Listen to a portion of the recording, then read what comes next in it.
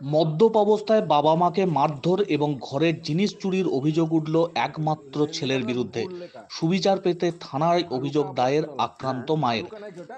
নবদ্বীপ থানার অন্তর্গত ভালুকা কানাইনগর দক্ষিণ পাড়ার বাসিন্দা রাধারানী বিশ্বাস তার অভিযুক্ত ছেলে আশুতোষ বিশ্বাসের বিরুদ্ধে মারধর এবং চুরির অভিযোগ দায়ের করেন।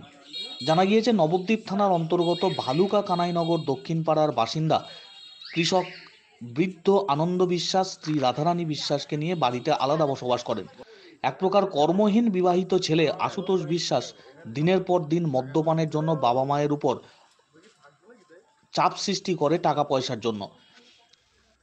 রবিবার স্বামীকে নিয়ে অন্যত্র গিয়েছিলেন রাধারানী দেবী। সোমবার বাড়ি ফিরে দেখেন ছেলে ঘরের তালা ভেঙে দুবস্তা বাদাম নিয়ে চলে যাচ্ছে। প্রতিবাদ করলে বাঁশ দিয়ে বৃদ্ধ বাবা আনন্দ বিশ্বাস এবং মা রাধারানী বিশ্বাসকে মাটিতে ফেলে বেধড়ক মারধর করে বলে অভিযোগ।